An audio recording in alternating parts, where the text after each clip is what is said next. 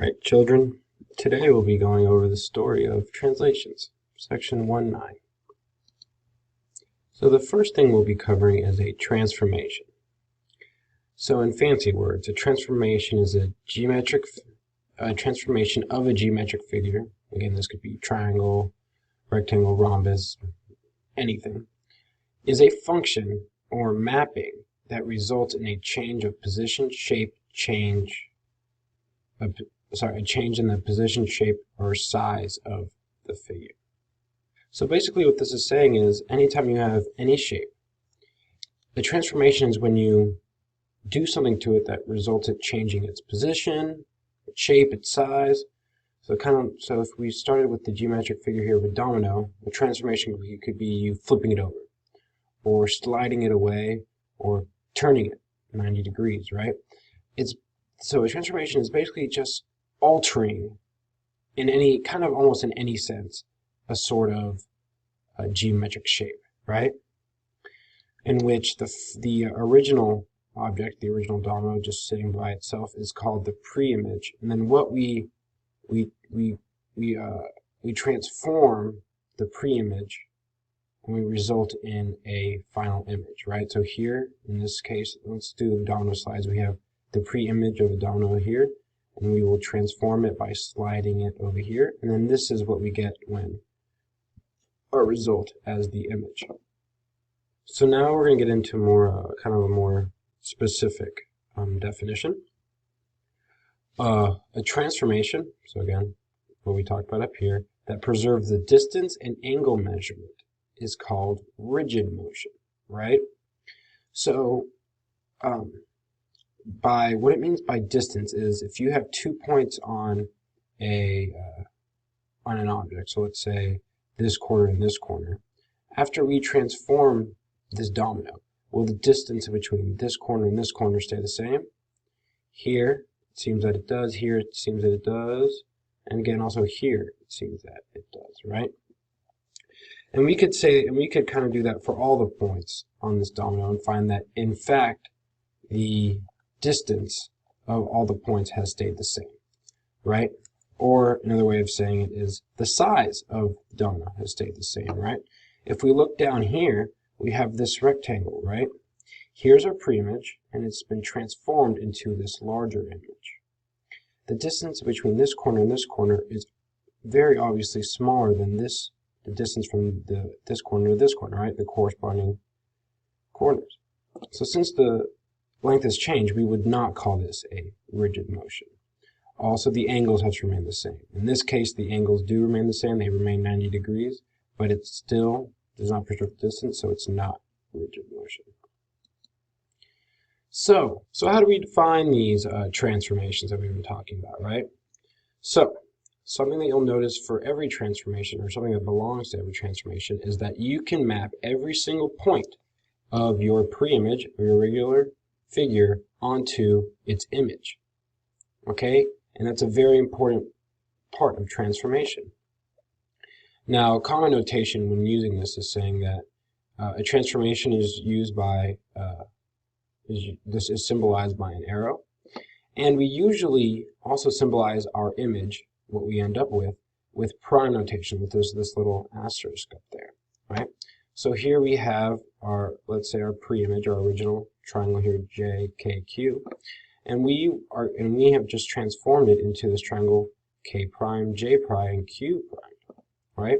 You can see over here, this would be the notation for what has happened over here, right? We have triangle J, K, Q, and it's being transformed into prime notation for our new image, or just the image, triangle J prime, K prime, Q prime.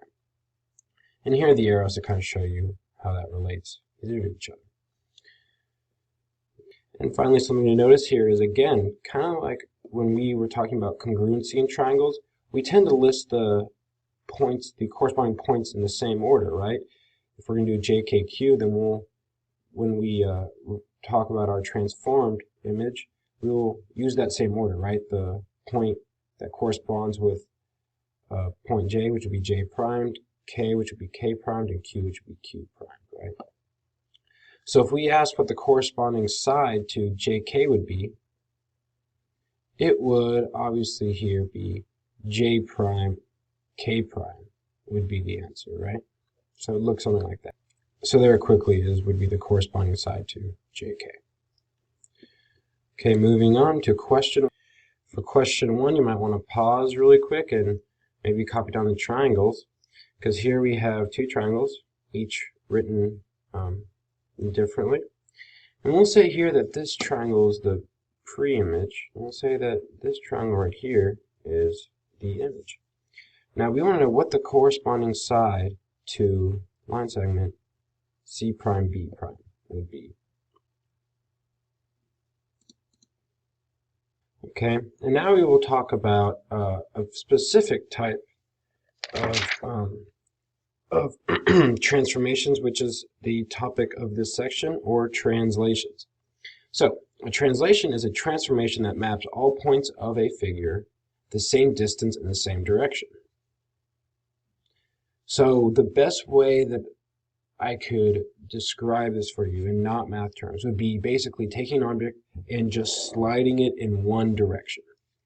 Let's take this object, this triangle here, A, B, and C, and what we've essentially done with this transformation is slide it over here, right?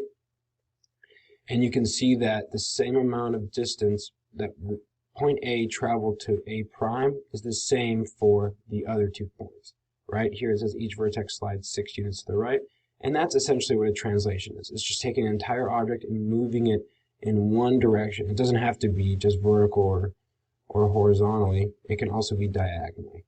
But just taking a shape and sliding it or moving it in one direction. Okay? And here's the notation for how we would show that. You write a translation that maps this triangle ABC onto triangle ABC, A prime, B prime, C prime, as T parentheses triangle ABC equals triangle A prime, B prime, C prime. So I'm not sure how comfortable or how much experience you guys have had with functions yet, but let's just look at this part right here, okay? Where it says T and then in parentheses we have triangle ABC. What this T and then the parentheses mean is that we are translating, it's a function of translation, that there is some sort of translation that we're going to do to this triangle right here that's going to result in us with this triangle, right? In this case, we know it's sliding it 6 units to the right, so we would say the translation of this thing, this triangle, where in this case the T is 6 units to the right, so we will apply this translation to whatever we have inside the parentheses. So sliding 6 units to the right to triangle ABC will result in triangle A prime, B prime, and C prime. Okay, and here are some general rules about translations. Again, we talked about that it moves all points of the figure in the same distance. So the distance between point A to the images A prime will be the same as B to B prime and C to C prime, right? And then also we're saying that we're maintaining all the relative lengths and angles of the original image, right? So this side length AB will be the same as A prime B prime, the same for all the other sides, that's the dot dot dot dot. And then again, we're also maintaining the angles relative to the image, right? Where angle A is going to be the same as angle A prime and so on for the other angles. Okay. We will come very quickly back to translation, but first we're just going to kind of go over a definition. Very quickly, a composition and transformation is just when you combine 2 or more transformations, okay? So for 2 seconds, let's pretend like this is how chess works. So this pawn moves here first and then here first. So this is one transformation and this is another transformation, right? We've changed its location twice. A composition of transformations would be this red arrow here, where it takes these 2 transformations and just combines them into one simple transformation. All right, and that's really all you need to know for that. So, we just went over translations and how they're defined and how they work. So we're going to go over, we're going to see this kind of more specifically for an actual specific example. So again, here we have image ABCD. I mean, pre-image, or it doesn't really matter. We have we have a polygon ABCD, and we know that it's going to, and we know that it has its image, or after the translation, it ends up over here, right? A prime, B prime, C prime, and D prime. So now we want to do is define the translation. We want to define what happened to get from here to here. So the first thing that, so basically we're just coming up with a notation for this, right? We kind of understand this general rule, but we want to kind of be able to put this into mathematical terms, right? We can't just say slide 6 units to the right. That's not very mathematical. So here we're kind of ending up with something over here that looks pretty technical, but will make sense very quickly. So to understand how to first we need to understand how this image got from this point to this point. So what you do is basically you pick out one point. So we'll pick out point A. Point A is at position 2, 4 on the XY coordinate, right? And A prime ends up at -5, 1. So mathematically speaking, how we got A to point A prime would be we moved 7 units to the left on the x-axis and 3 units down on the y-axis. And that's how you got from point A to point A prime. So in other words, if we wanted to kind of find a formula to plug the units of A into to give us A1, it would look something like this, right? X minus 7, Y minus 3. Right? From the information we just gathered up here where we went -7 units and then -3 units on the Y. So if we plug in 2, 4 into this equation right here, we get 2 minus 7, which is -5, and 4 minus 3, which is 1. So here's the kind of function that we've found that would hopefully work for the other 3 points. But let's quickly just try that for B. So B here is clearly 1, 2, 3, 4, 1, 2, 3, 4, located at 4, 4. So if we put out really quick the point B, 4, 4 here, we could plug in these 2 points. We could plug in this point B into our kind of function here to find out then that B prime is going to be located at 4 minus 7, or -3, and we have 4 for the Y, 4 minus 3, 1. So here we'll look, we have, if B is indeed, yes it is, B prime is located at -3, 1.